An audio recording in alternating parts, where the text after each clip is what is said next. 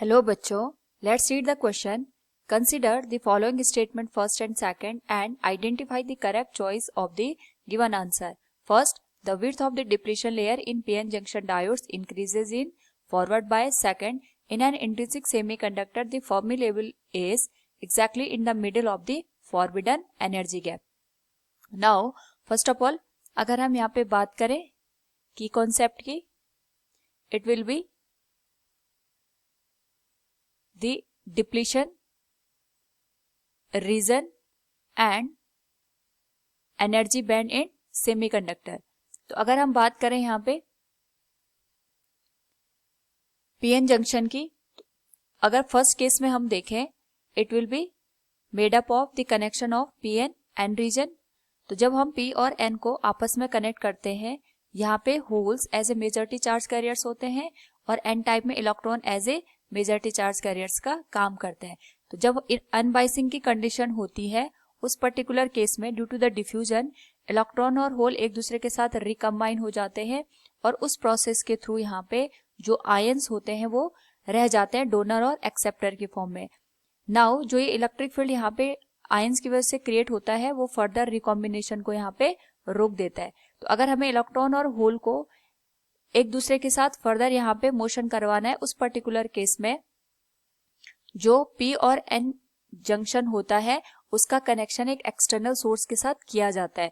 तो अगर हम पी को पॉजिटिव या हायर पोटेंशियल के साथ कनेक्ट करें और एन को नेगेटिव या लोअर पोटेंशियल के साथ कनेक्ट करें, उस पर्टिकुलर केस में यहाँ पे एक्सटर्नल फील्ड जनरेट होता है जो कि यहाँ पे होल और इलेक्ट्रॉन को एक दूसरे की साइड मूव करवाता है और फर्दर यहाँ पे रिकॉम्बिनेशन को सपोर्ट करता है. तो जैसे हम यहाँ पे एक्सटर्नल सोर्स लगाते हैं इन पी टाइप को पॉजिटिव के साथ और एन टाइप को नेगेटिव के साथ, इसको हम कहते हैं फॉरवर्ड बाइसिंग. तो जो फॉरवर्ड बाइसिंग होती है ये एक तरीके से यहाँ पे इलेक्ट्रॉन और होल को मूव करवाती है, या फिर हम कह सकते हैं जो इलेक्ट्रॉन होते हैं वो पी रीजन में यहाँ पे ज्यादा से ज्यादा अमाउंट में यहाँ पे रीच कर जाते हैं. अब इस वजह से जो ये डिप्लीशन रीजन होता है यहाँ पे, इसकी जो थिकनेस होती है ये कम हो जाती है. इसका कम होने का ये रीजन होता है कि यहाँ पे फर्दर रिकॉम्बिनेशन स्टार्ट हो जाता है due to the forward biasing. So जो गिवन स्टेटमेंट है, the width of the depletion layer in PN junction diode increases in the forward bias, it is incorrect. यहाँ पे जो थिकनेस होती है वो रिड्यूस हो जाती है, कम हो जाती है.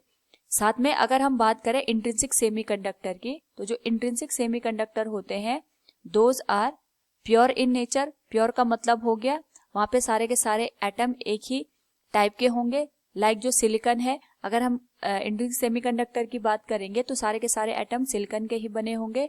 उस पर्टिकुलर केस में अगर हम एनर्जी बैंड को देखें तो यहाँ पे कंडक्शन बैंड आता है और यहाँ पे वैलेंस बैंड. इनके बीच का जो एनर्जी डिफरेंस होता है इसे हम कहते हैं फॉरबिडन एनर्जी बैंड गैप. जब यहाँ पे वैलेंस बैंड में इलेक्ट्रॉन एग्जिस्ट करते हैं तो एट थर्मल जो एनर्जी होती है, थर्मल एनर्जी की वजह से इलेक्ट्रॉन वैलेंस बैंड को छोड़ करके कंडक्शन बैंड में चले जाते हैं. अगर हम बात करें यहाँ पे फर्मी लेवल की, तो जो फर्मी लेवल होता है it lies between the conduction band and valence band. और फर्मी लेवल वो एनर्जी का लेवल होता है जिसको इलेक्ट्रॉन एक तरीके से यहाँ पे मैक्सिमम जो स्टेट होती है उसको अटेन कर सकता है एट 0 केल्विन टेम्परेचर. ये वो स्टेट होती है जो इलेक्ट्रॉन 0 केल्विन या एब्सोल्यूट 0 पर जिस लेवल को या जिस एनर्जी लेवल को ऑक्यूपाई कर सकता है उसे हम यहाँ पे फर्मी लेवल कहते हैं. तो इंट्रिंसिक सेमीकंडक्टर के केस में it lies between conduction band and valence band. So from the given statement in intrinsic semiconductor the Fermi level is exactly in the middle of the forbidden energy gap, it is true. So we can say here first is false and second is true. Option C will be the correct answer. Hope all you understood it. Thank you and best of luck.